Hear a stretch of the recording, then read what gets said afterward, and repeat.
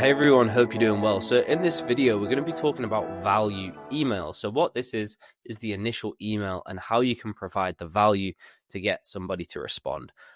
This is sort of the meat of the email module itself. So I know I've said it before about this being the most important module, but genuinely, if you want to understand how to structure your first email to start getting positive replies, then this video is going to be crucial for you to get a better understanding. So let's jump straight into it. What is a value email? So it's just the initial email that we're going to send to the prospect.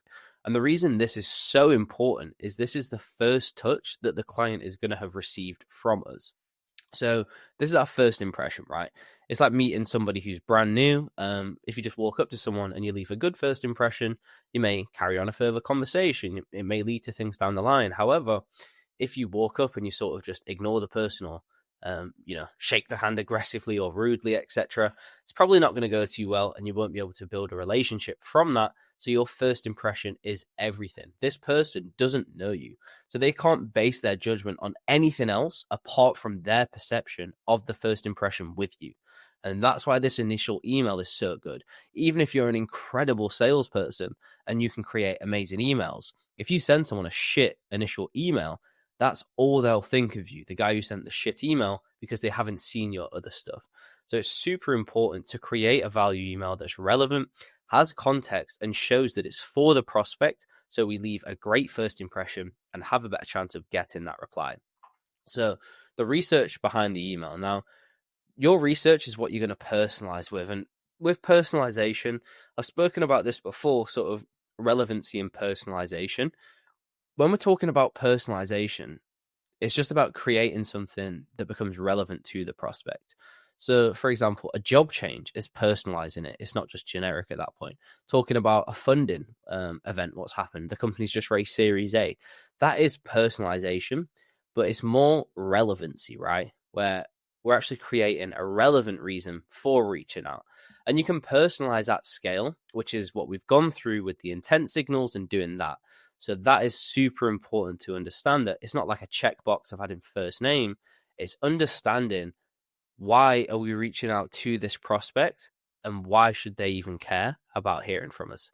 And again, personalization works. Is research shown. There's a link to an article here so you can check it out for yourself. Oh, just covered my face. But it basically talks about that if you are personalizing your messages, your emails are probably going to get twice as many replies. Now, when you double your reply rate across every touch point, you're going to see a lot of success. And like I've said before, every touch point is brand new to them. So they don't think about you in between your follow-up messages. They just think about what they see in front of them. So it's super important to research to set us up for success, so we have the context for the reader so they know why we're reaching out. With cold messaging, cold calling, we're interrupting their day. They're going about their daily activities, their priorities, and we're coming through and we're interrupting that. So we have to have a reason to be interrupting someone's day. We have to have a clear reason for this. So for example, if I'm walking down the street focused on something and somebody stops me abruptly, they best have a good reason to stop me, right? If they are, like, you've probably seen Tracks New York, where it's basically a guy in New York, he just offers people gold bars, right? If somebody wants to stop me because of a relevant reason, like offering me something, then that's great. Now, that's an extreme example, but let me use one that's a bit more realistic. So when I'm busy, when I'm going around, and then if someone points out that my shoe's undone, they've had context to why they're stopping me. They're not just jumping straight into talking about them. They're leading with why I should care. So hopefully that makes sense. Bit of a weird analogy, but anyway, we'll keep going. So yeah, a core element of your process is finding and creating that context, because that's what's going to make it relevant.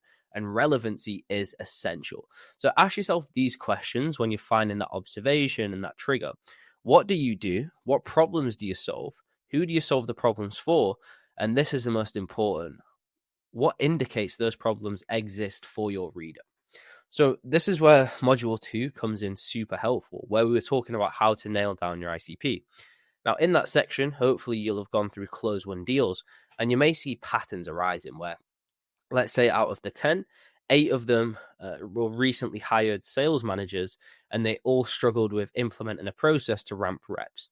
Now, when I'm reaching out to somebody who's just changed jobs, I can imply based off the data that this person will probably struggle with that pain, because that's what I can see in the past. And that's how we create relevancy, from data and from looking at what's in front of us. So how do we build an email personalization process? So only 8% of reps are actually personalizing, and over 75% of those personalizing are seeing an increase in response rates. So how do you find these problem indicators? Now, we've spoken about this in depth, so I'm not going to go through it too much because all this is intent signals. You can use LinkedIn Sales Navigator if your company has a good tech stack like ZoomInfo, Apollo. All these tools have ways you can find specific problem indicators, also known as intent signals, for why you should reach out to this person. Now, in terms of how you're going to go through it, what I'd recommend is sort of based off the data you found in module 2. So the most successful triggers, they're the ones you should be focusing for outbound. So let's say out of the 50 accounts you've looked through, all close won, 37 of them were previous close lost. You should be using that as a sequence. You should create a sequence for close lost with the pains, what most of them struggled with, and start reaching out to them because you've seen it has success before. So hopefully that gives you a better understanding. I don't want to go through it too much because I think we've covered intent signals in depth. But just remember, the reason we're using that intent signal first is to have the context. And it's super important to lead with that context because when we go into our implication and the common thing, what can be associated with that, it has to tie back. It all goes together. Now, the second part, obviously, there's sort of a few ways we can find triggers, as we spoke about. There's the human and the company. So the human is basically using lead filters on LinkedIn Sales Navigator. So this is stuff like job changes, location, about section, career path, blah, blah, blah, all these things. And the company is stuff like funding or press releases or the website, anything from there. Personally, as I've said before, I prefer on the human because at the end of the day, that's who you're reaching out to, that specific person. And that person has the decision-making power.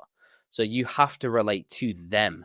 Obviously, you're reaching out to the company, but it's the person who's receiving the email and sort of taking it in, if that makes sense. So the human is what I prefer to do. I know we've ran through Sales Navigator before, but if you just want to jog with that, I'd recommend going back to Module 3, watching through the LinkedIn Sales Navigator breakdown to see the exact process to find these triggers. Now, obviously, you can focus on the space as well, which is in terms of the vertical, making sure you understand it. But let's just jump into some of the don'ts with personalization. So the first one is a random tie. Now, we spoke about this in the PS section, and this is where we pick something to make it personalized, but it adds no context or relevancy. So this would be like, so you have a bulldog too, and then jumping into your product, right? That's just stupid. It doesn't add context. It doesn't add any value. You can use this as a PS in your email. Hey, PS, so you also have a bulldog. Mine's 2 years old from blah, blah, blah. That is fine to do, but we don't want to lead with this random piece of personalization because at the start, we have to create the context. We have to create the relevancy. Too personal. So nobody wants to be told what's on their Facebook or their Instagram or their private social media platforms in a cold email. It's just taking it too far. And again, when you're doing that, it's normally going to be a random tie. It's very unlikely that a CEO is going to be, or a CFO, for example, is going to be on their private Instagram or their private Twitter talking about things from their job, what relate to it. Therefore, just stick to the big platforms like LinkedIn or using sort of just searching their name if they've done news articles or blogs before. Now, personalization at scale. So this is using phrasing that can be applied to them and hundreds of other people. This one, I mean, if you do it too broad, it's pretty bad, but you can get away with it because, as we spoke about, so little reps are actually personalizing that even when you do it a little bit, it's still better than most, right? But we just have to think of how we're phrasing it, right? What I'd recommend, as we spoke about in prioritization, is P1 accounts do manual. Make it fully personalized, like spend time to word it different, to word it specifically for them, their use case, their company, etc. For P2s, this is where we're going to be using personalization at scale. So let's say we're using job changes as a trigger. We can just filter it down to change jobs in the past like 6 months and be like, hey, saw you joined X 5 months ago. Curious how you're focusing on X, Y, Z. So yeah, personalization at scale for the top accounts we really want to break into. Don't do it. But in terms of P2s, I mean, it can work great. The preview line. So the preview line is real estate. This is, as we spoke about in the subject line section, they'll see the subject line, they'll see the preview line. This is what's going to determine if someone's going to open it. And that's why we put the relevancy first. We lead with the why. So when somebody sees this email, they know exactly what it's about and why they should care about it. That is so much better than just saying, like, I could even show you an example, right? So let's say we have 2 emails. We have, hey, name, we are a leading solution in the coaching space, blah. Like, that's the preview line for one. And then the second one is, hey, name, so you are bringing on 3 new SDRs. Curious how you plan on, and then obviously it ends there, so blah. Which one looks less like a sales email? Obviously this one. This is showing why I'm reaching out and just asking a question. This one is just instantly jumping into feature. It's all about me. So we need the relevancy in the first line. So the prospect sees this and is like, oh yeah, this is true. I wonder what they're talking about. And it sparks that interest for them to open the email. We need the prospect to open the email so they can reply to the email. Sounds really obvious, but again, make sure you're utilizing that preview line with your why, with your trigger.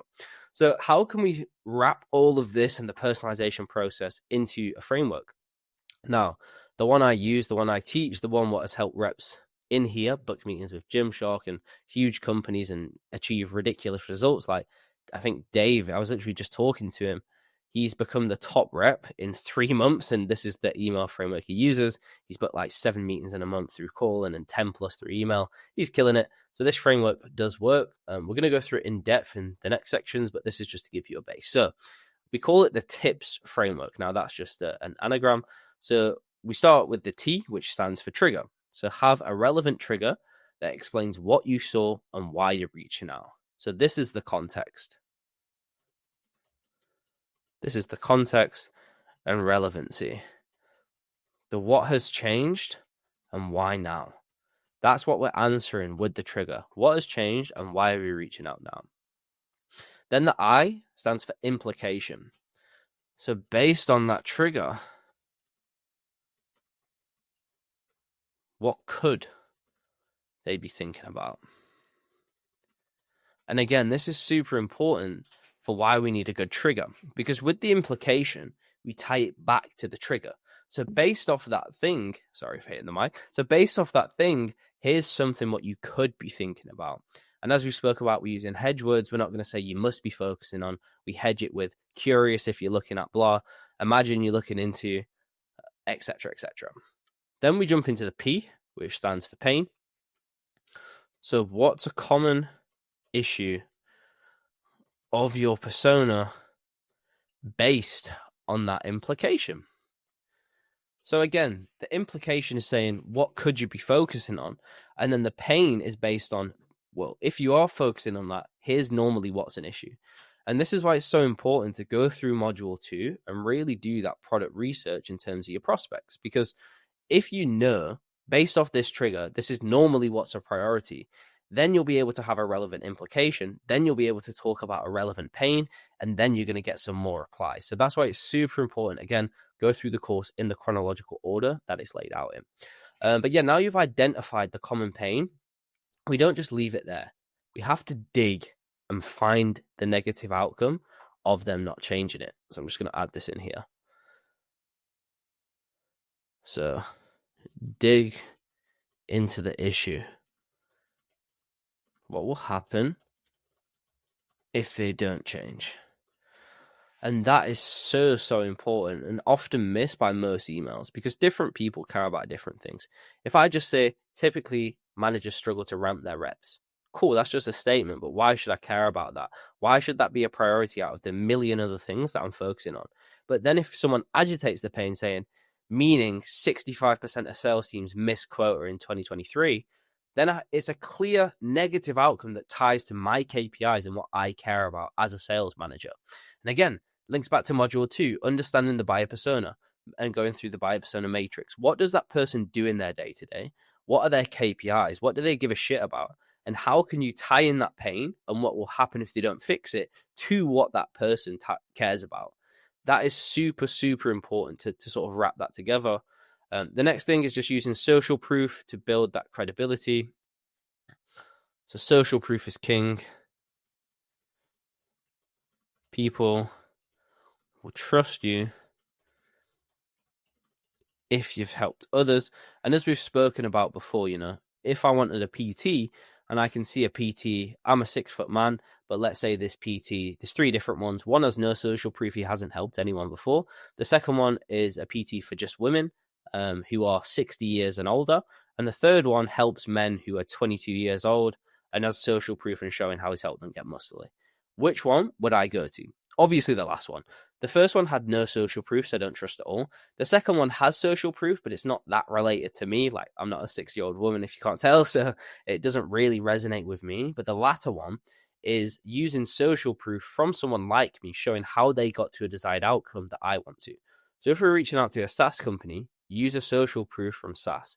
If we're reaching out to a recruitment company, use a social proof from recruitment. That's how we can resonate. And then again, explain how your solution, so show how they got to a desired outcome. Super important. Show where they were and show what they got to. We've spoken about before, after bridge before. In the next video, I'm going to go through it in a lot more depth, but we have to show what did they get to. And then again, and tie in the solution, so basically saying your solution is how they got there. So that's the bridge from before, after bridge. And then soft CTA. So this is starting the conversation. We're not trying to book a meeting off the jump. We're not trying to jump in. We're not trying to propose to someone on the first day. We're trying to start the conversation to get it flowing. So that's the framework. We're going to go through it in a lot more detail. It's probably going to be like a 15-20 minute video going over the framework because it is super important. But hopefully this gives you a good understanding of personalization. And I'll see you in the next video.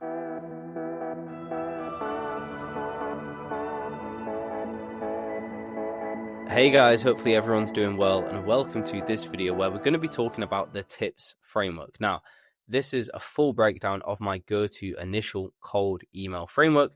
It's the one I used as an SDR, it's the one I used as an AE, and it's the one I've been teaching to you guys here, so some people have been able to get crazy results, like booking meetings with Gymshark or hitting 200% of quota. So this is going to be a full breakdown of each step where we're talking through it, and then there's an example at the bottom, what we're going to go through together. So let's jump straight into it. As I've said, it's the most important video because it's where you are right now. So don't jump around. Feel free to watch through. But if you do have questions, just let me know. So we're starting off with T, and that's the trigger. Now, a relevant trigger explains why you're touching out and why you're reaching out with the prospect. It can be a ton of different things. It can be a job change. The team's expanded, the hiring. And the whole point is to make it clear in the first line why it makes sense for them to talk to us. Now, as we spoke about in the last video, talking about personalization, we just need to be relevant in our cold emails. We need a prospect to see it and to think, this relates to me. This is actually a good time to think about it. And the whole point of using a trigger is to try to leech onto an event, what can make it relevant to talk about our solution. So, for example, let's go with job change. So why could this be a great trigger? Now, as we spoke about in the module on intent signals a bit more in depth, but new person looking to change the process, they have been brought in to better the company. Like, that's the whole reason they're there, right? To try better the company. So if somebody's just changed jobs, then typically they'll be looking to change or be looking at new processes. So if I'm reaching out, then it can be relevant. If someone's team's expanded, again, we've spoken about this before in the prospecting section, but if the team's growing, there's new responsibilities, there's new requirements, there's new restrictions, what they have to stick to. If they're actively hiring, then what are the issues with that? How does that tie into what I offer? The whole point of a trigger is just having a piece of information that shows why am I reaching out. It's your preview line. It's the most important line to lead with. The second thing is the implication. Now, as we spoke about in multiple other sections, you should have done module 2, where you understand the buyer persona and you can see previous closed won accounts. So you've mapped out your ideal ICP. And with this, you'll have noted down the different triggers, the different intent signals, and what pains they were looking to solve. So you imply, based on that trigger, what is something they could be thinking about. So, for example, if they've just hired 5 new reps, then focusing on ramping them and getting them hitting quota would likely be a priority. Now, this is what's going to show it's not some generic spray and pray outreach where we're just saying, hey, you're in this job role, I offer XYZ, do you want to talk? We're saying this event has happened in your company. This thing has happened. Typically, and we know this from the data, typically based off that, people start to think about this. Curious, is that the same for you? Now, again, we're not telling people you must be thinking about this. You have to be focusing on. We use hedge words to imply you could be thinking about this, we sort of suggest it to them. And then we move on to the pain. And this is the most important part of this whole email section, because we need to identify a common pain that's faced by our ICP and our persona. If we don't have a relevant pain, our features mean nothing. Your best feature is the one that solves the prospect's pain. Therefore, on every call, if the pains are different, your best feature changes, because you should just be talking about the ones that help a prospect to solve their pain. Now, when we're mentioning a specific pain they're struggling with, don't just state the pain to a surface level. Like when we're talking about this, typically managers struggle to ramp reps. Like, yes, that's a pain, but why should they care? They're so focused on other tasks. They have a lot on their plate. You have to dig into the pain and show them why it should be a priority. People love to stay the same, so show them the negative outcome of not changing. And this links to the before-after bridge framework, what we've spoken about before, where the whole point is you're showing the before, which is the negative outcome of where somebody is. So I'm just going to get this up so you guys can see it. So let me just find this. BAB copywriting framework. It's incredible. Again, I talk about this a lot because for figuring out pains, I think it's the best thing to do. So you have to show the prospect the before, which is where you are right now.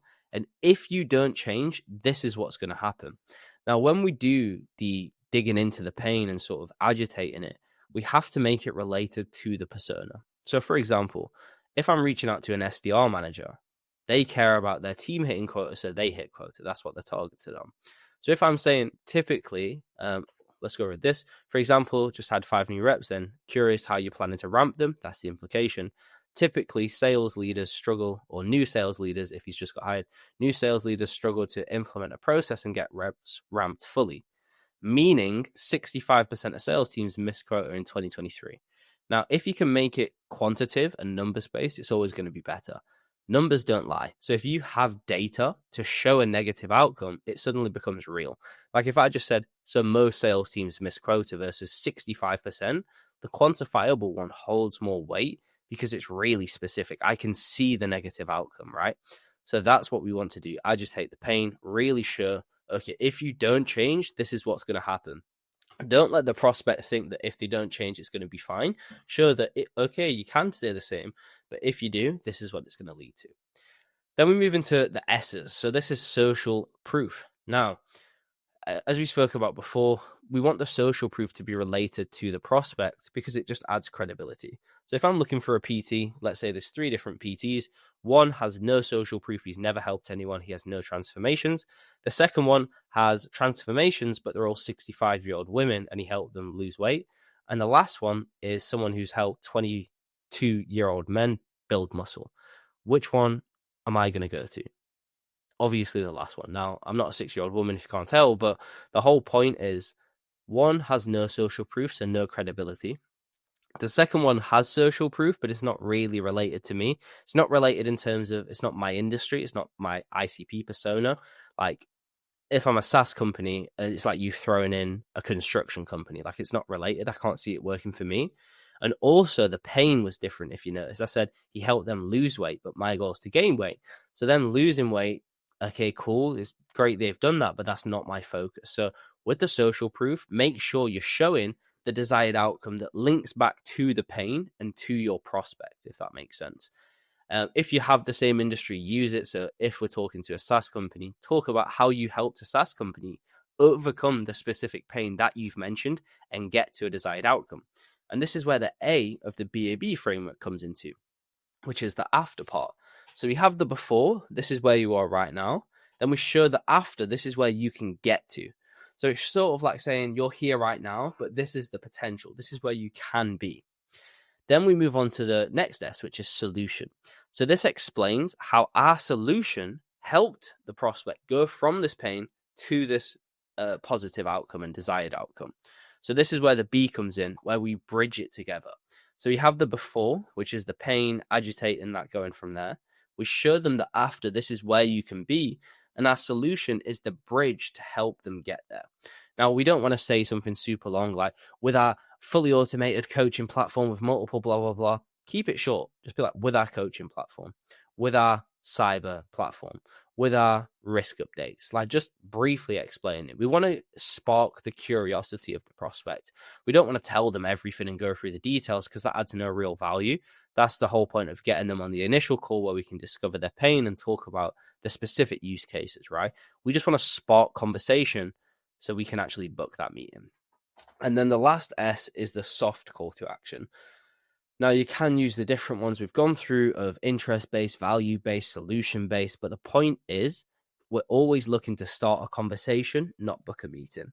So don't ask for time, don't ask for anything of the prospect. Just try to start that conversation and go from there. I'm going to quickly copy in a bit of information as well about the BAB framework and the tips framework, so hopefully you'll get a better understanding too. Hey guys, now we're on to the example structure. And how to actually use this message. So this is something it can look like. You can just copy this as a little template and use it. But the whole point is we're leading with the trigger. So it looks like blah. Then we move into the implication. Imagine/thought that you'd be focusing, curious how you're doing, X, Y, Z.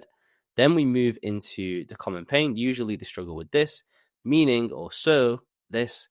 We helped social proof achieve desired outcome with solution and a soft call to action. So now let's actually break it down with a tangible example. So we have the trigger. Looks like you're hiring AEs in DC. So trigger. This is why I'm reaching out to the prospect in the first place.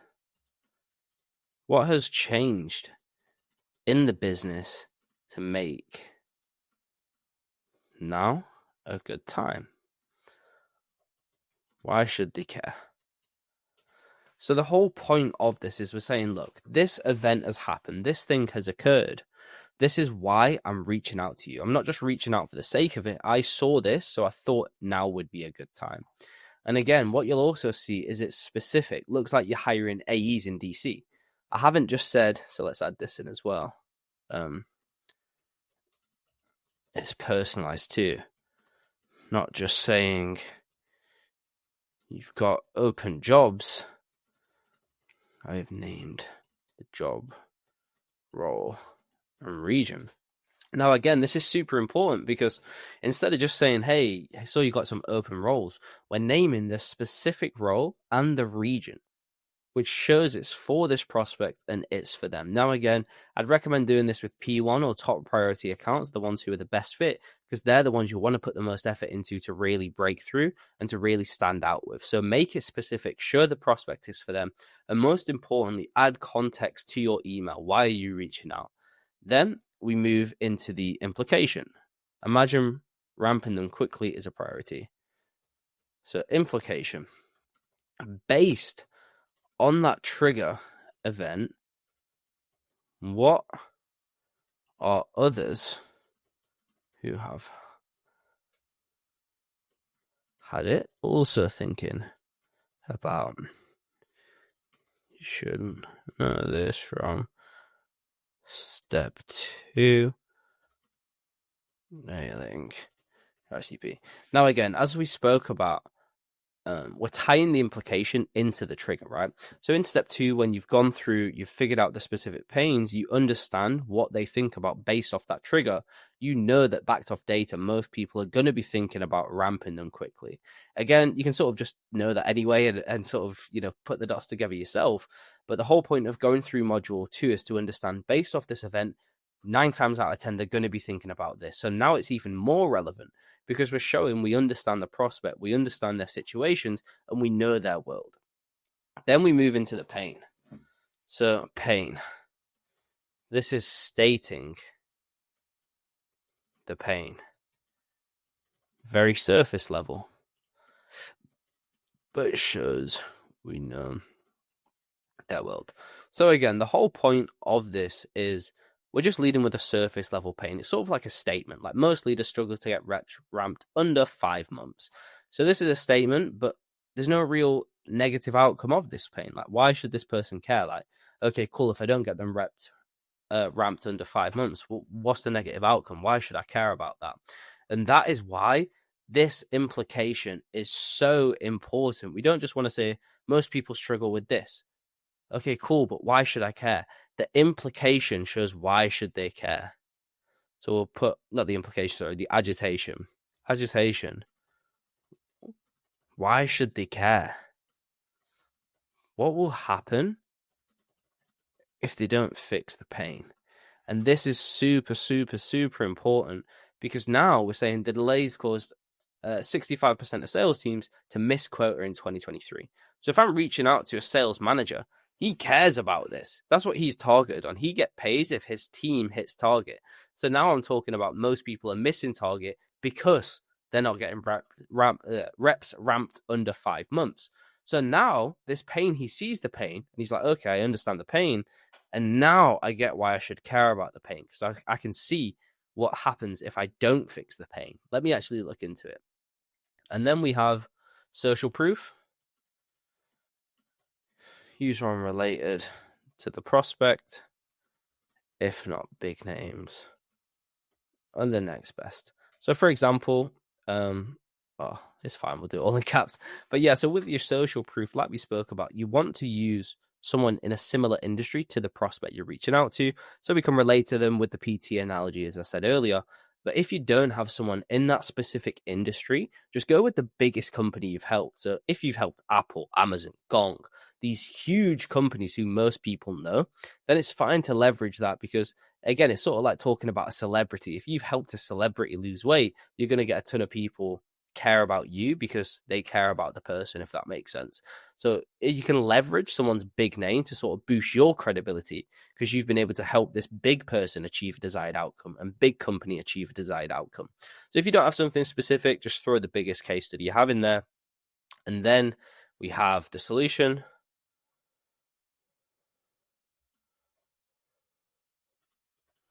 Our product got them there to the desired outcome. So again, we're talking about our solution is the reason they were able to achieve this desired thing, what this person wants. And then we just finish it. Soft CTA, start the conversation. We're not trying to book a meeting. We're trying to start the conversation so we can actually see if it's relevant, low friction, and go from there. But what you can see here is when we're talking about pains, we're using this before-after bridge, and we're sticking with the same framework. So let me just amend this, because I actually changed the agitation, as you can see. So there we go. So yeah, we show the before. Now the pain and the agitation of the pain is the before. This is where you are right now. You're suffering with this pain, and it's leading to this negative outcome. So that's the before. You're in this shit place. You're in this bad place where you don't want to be. Then we show the after. This is what's possible for you. You could be ramping reps under 3 months, but you're currently ramping them over 5 months. So you're in this place, but you could be in this amazing place. And we bridge the two together to go from here to there with our solution. So with our coaching, I am the way you can go from this place where you are right now to the desired outcome. So again, you show where they are, the desired outcome, and how you help someone get there is the bridge. Now, this is how you convey issues in emails and just in messaging in general. You show the pain, you show what's the negative outcome, you show how they can help, and then you bridge it with your solution. So hopefully that was useful. I really want you guys to focus on before, after bridge when you're writing emails, because this part especially is what's going to make or break your emails. If I just said the struggle to get reps ramped under 5 months, we help Gong's reps ramped under 3 months, it's like, cool, but why should I care? This adds why should they care? What will happen if they don't fix it? Why should they give a fuck? But yeah, hopefully that video is useful. Bit of a longer one. I'm going to attach this Notion so you can check it out. If you do have questions, let me know.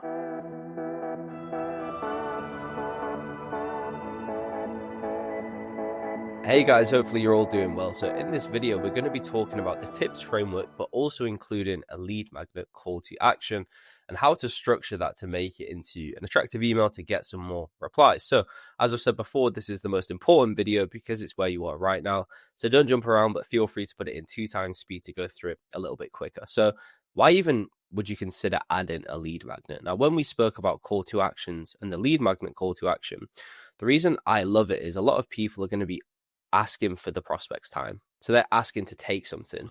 The point of having a lead magnet is you're offering to give them something.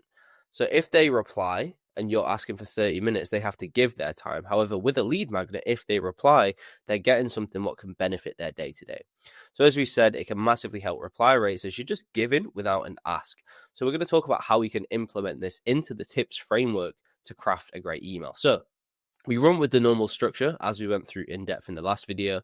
The trigger showing why, implication, what could they be thinking about based off that trigger event, problem, what's a typical issue faced based off the implication, social proof, how have you helped someone achieve a desired outcome, solution, how your solution helped them get there, and then the lead magnet is what we put in at the very end, which is just offering the immediate value. So it could look something like this structure, but again, it's the same as the tips, just the call to actions changed. So we're just going to talk about this example email. So, hi Sam, well, let me just change this to normal text to make it a bit smaller. So take it off bold as well. There we go. Hi Sam, looks like you're managing the outbound team at Apple. So here we go. This is the trigger. Forget the colors I used before, so you'll have to forgive me, but trigger. This is why we're reaching out. Then we have implication here. So we'll make this blue. Implication.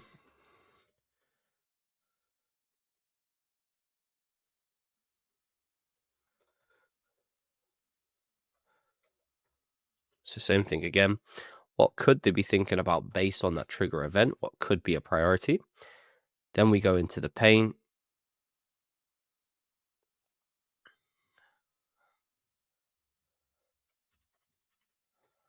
So this one doesn't have an agitation. Now, again, I personally like to add them.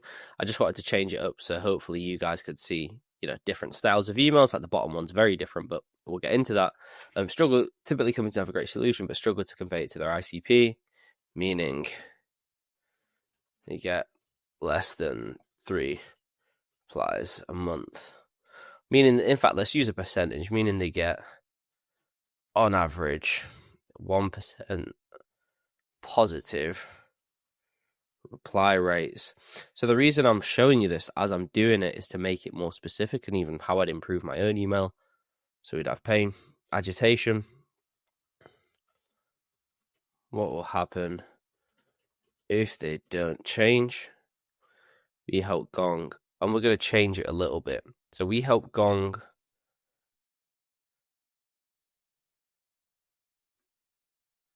achieve a 5% positive reply rate with our coaching. So we help Gong achieve a 5% positive reply rate. So we'll make this purple. So this is the social proof. Have you helped someone achieve a desired outcome? And then we have the solution. So we'll make this pink. So this is your solution.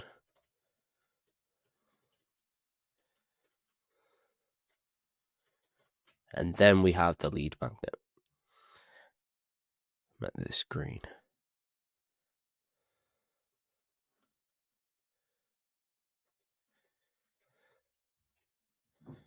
So the whole point of that lead magnet is just to give to someone if they respond. So it's the opposite of asking for people's time. Instead of saying, oh, do you want to book a 30-minute chat? Let me know. We're saying, look, you struggle. You're managing the outbound team. So this is quite a basic trigger. Imagine the rep's messaging's top of mind. So based off you doing this thing, imagine this is a focus. Typically, companies have this pain. What leads to this? We helped your competitor or social proof achieve this desired outcome with our coaching. We even made a list of the emails that achieved this desired outcome. So we made something that achieved this desired outcome. And that is it. I'm going to add this in here. So the lead magnet should be a list or a resource that helped the social proof achieve a desired outcome. That's the whole point. We made a list of the emails that got the most replies. Mind if I share?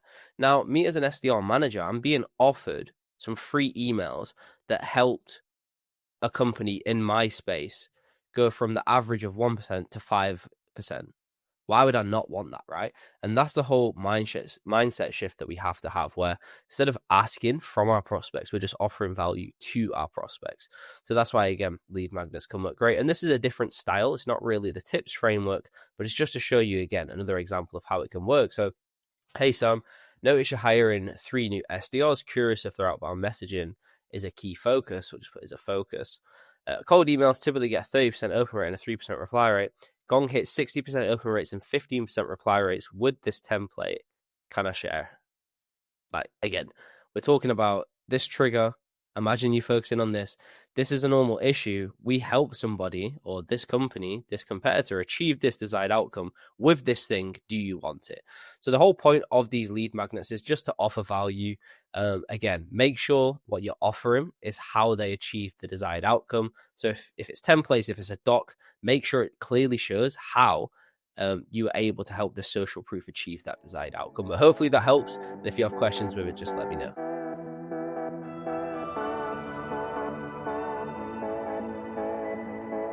Hey everyone, hope you're doing well, and welcome to this video where we're going to be talking about something new, which is signal stacking. So as I've said before, this is the most important video in the entire course because it's where you are right now. So don't jump around, don't skip forward, but feel free to put it in 1.5 or 2 times speed to get through it a little bit quicker.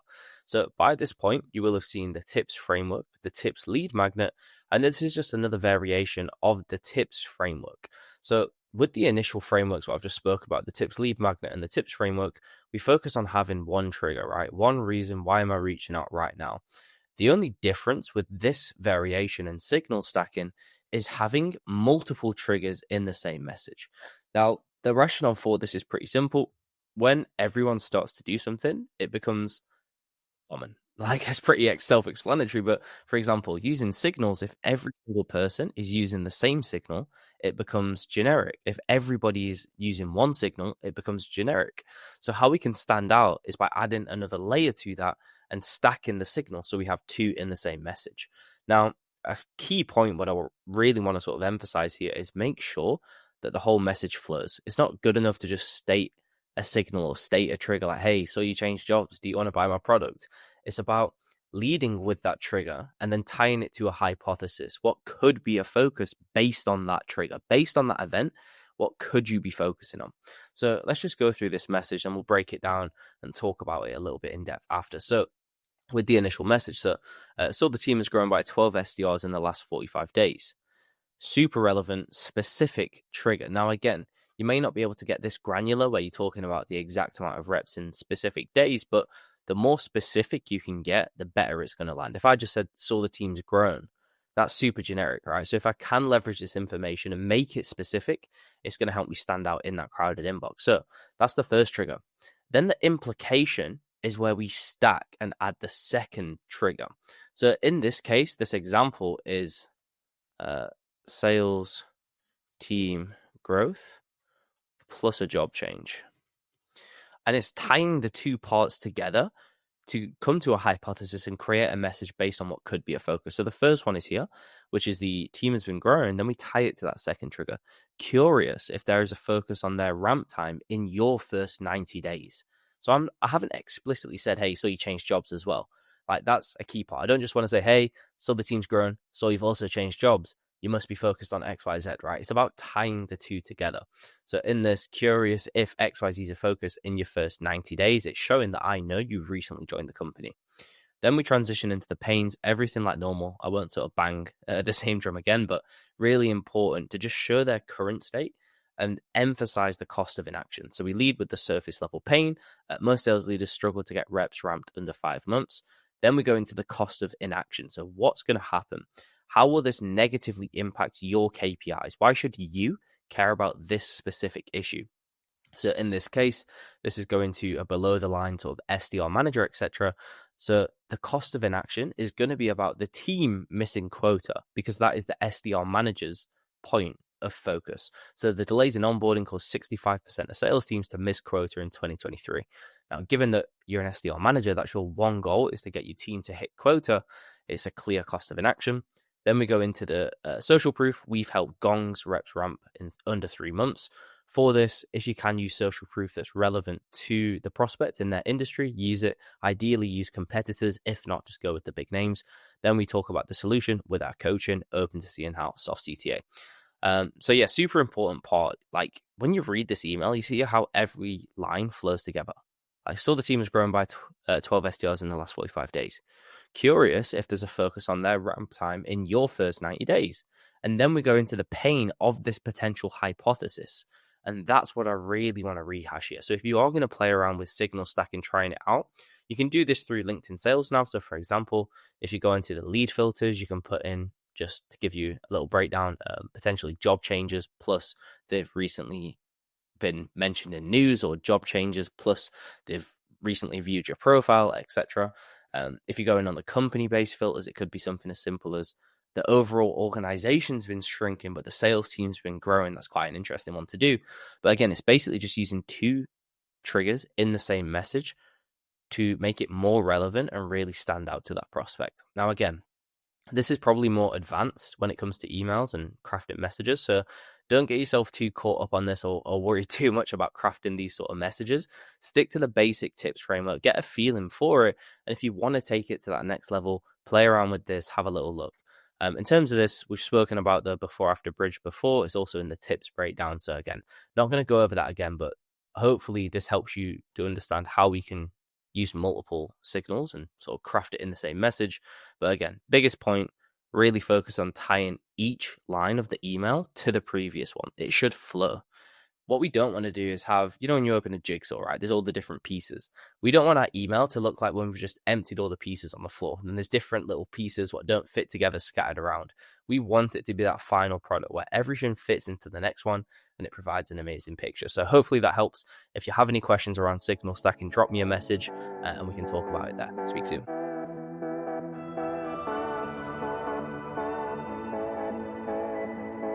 Hey everyone, hope you're doing well. And in this video, we're going to be talking about the framework of the message that you can put around the video when you send in emails and also in LinkedIn. So as I've said before, this is the most important video because it's where you are right now. So don't jump around, but feel free to put it in 2 times speed if you do want to get through the video a little bit quicker.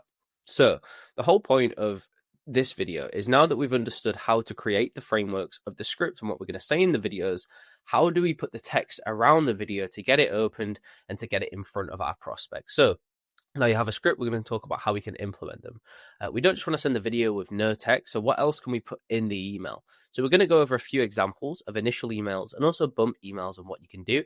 Now with LinkedIn, it's a little bit different. So if you've took a video on your phone in portrait where you're just talking to it, you can just send that with no text. You don't need anything there.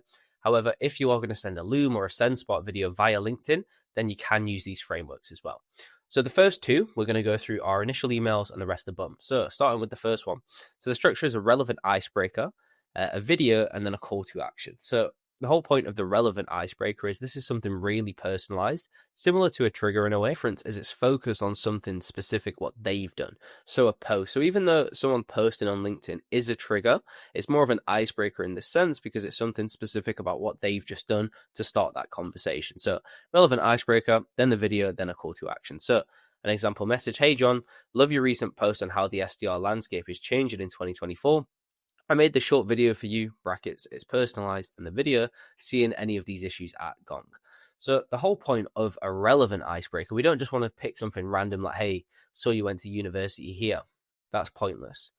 So relevancy first. Lead with something that they have done that can start the convo that is also relevant to your solution. Now you can just use a trigger for this. I mean, I'll even put it up here because it's basically the same thing, but we lead with the relevancy, showing why we're reaching out to this prospect. Again, that's always a question we need to answer. Why now? And then we're stating the video. So state in the video plus human touch with the message. Now, again, with the little brackets, it's personalized just to help show that, look, I did actually spend the time to make this video for you. It's not just a canned template. This is something what I've gone through for you. Then obviously the video. So this would be using one of the frameworks from before. and then seeing if any of these issues are gone. So we'll just use green for now. Soft CTA, start the conversation. Now, again, within this one, you can use the pain emails, what we've talked about the multiple issues and what people normally run into based off the trigger and the implication, blah, blah, blah. But the point is, we don't want to add too much writing because the video is where the crux of the value is, for example. With the frameworks, that's what we're going to be using in the video. That's where the relevancy is, the context, the personalization, and making it just for them. So we don't want to add too much text to sort of overcomplicate it and make it hard for them to understand. So again, lead with something personalized, show it's for them, and also why it's relevant. And the video is where the main value is going to be. So just add a soft CTA at the end of it. Now, the second structure is very similar. So this is leading with a trigger, then a video, then calling out the video, then a call to action. So for example, hey name, trigger, video. So I thought I'd reach out with a quick video for a change. Think this could help you and the team at company name. Thanks. So an example message of this structure. So the example message reads something quite similar. It's, hey, first name, I was checking your LinkedIn and saw your recent promotion to SDR manager video. So I thought I'd reach out with a quick video for a change. Think this could help you and the team at company name. Thanks. So again, we're leading with the trigger. So we're going to use the same message as this. Always show that relevancy first. Why am I reaching out? Why should you care about what I'm reaching out with? This is similar to what we said above, the bit of the human touch. It's just showing, it's sort of stating the obvious that, look, it is a video, it's something different. And we're just stating that, plus a little human touch with a video for a change. Think this could help you and the team. So again, leading with a soft call to action. A lot of these things are very similar where we just have a few lines, add in a bit of relevancy, then call it out, and then just ask for that soft call to action to try and start the conversation. The whole goal is they see the relevancy, then they actually watch the video, see the value, and then they want to reply to it. But the reason we put another call to action here is in case they just briefly watch through some of the video, we still want them to be able to reply if they think it's useful, right? So again, the next one we're going to move into is some of the bump emails. So you can try these A/B tests, figure out what works best for you. You don't have to use these structures, but it should give you a good base point. Now, for the bump emails, they're slightly different. They're a little bit shorter because, as we've spoken about before, value emails are normally longer. They have a bit more in them, and the bump emails are sent to more support the initial email. So the first one we're going to go through is value video call to action. So here's a video showing X, video worth a chat. So here's a video showing how you can ramp your reps in 1 month, video worth a chat. So again, it's not a trigger, but it's relevancy. Showing how you can achieve desired outcome, sparks interest for them to read, for them to watch the video. And that's the whole point. We just want to create enough interest and enough curiosity that they actually click onto that video. Because again, even though it's a follow-up message, the video is where most of the value is. So this is just to get them interested to actually watch it. And as we've spoken about before, the soft call to action, the easiest way to start a conversation. And that's the main thing we're looking to do, just to sort of engage with that. And from there, we can have a reply, figure out if they have the pain, and then ultimately book the meeting. The second structure is very similar, but instead of the trigger, which this should be, or value, sorry, it's question, video, call to action. So how does this compare to how you're currently solving X? Video, think this could help. So how does this compare to how you're currently ramping reps? Question mark. Then the video, think this could help. So this question, we're going to use orange. So question. Get them thinking about their process. This is sent as a follow to the initial email where you called out the trigger and implication. This ties back into the implication. So again, this is sent as a follow-up email. So in your initial email, you should use something like the tips framework where you have your trigger, you have your implication. So this bump email is just reiterating the implication from the first one, but worded slightly different. Because the tips framework on something like this could have been, hey, so you just brought on 3 new reps, curious how you're planning to ramp them. Now this follow-up email could be, how does this compare to how you're currently ramping reps? Then the video, then think this could help, right? So again, you're just reiterating that trigger. This email, these bumps are sent to support the initial email. They're following up with value to tie back to the first one. And then we just finish it with the soft call to action. Same thing again in all of these. We're never asking for a meeting. We're never trying to jump in for the kill. We're just trying to start the conversation to take it from there. And the very last one, it's very similar, but this is trigger, implication, video, call to action. So noticed X, usually that means Y, video, worth a peek. So notice you brought on 3 new reps. What's this? It's our trigger. And leading with the relevancy, showing why we're reaching out. Always answer that question. Then we have the implication. About this orange. So implication. Based on that trigger, should they be caring? Focusing on. Use hedge words. Now again, we're stating the obvious. Notice you brought on 3 new reps. Usually that means there's a focus to get them ramped under 2 months. So based off that trigger, typically this happens. We're not saying you must be focused, we're saying usually. So we're positioning ourselves as we know their industry, but we're not trying to tell them about their role. Add in the video with the value. And then again, worth a peek. So we just finish with the soft call to action. Always aim to start that conversation. So again, these are just a few ideas for emails you can put around the videos, what we've crafted with the frameworks. Video outreach is massively underutilized. Again, it can be super powerful. So try out these frameworks and let me know how you get on.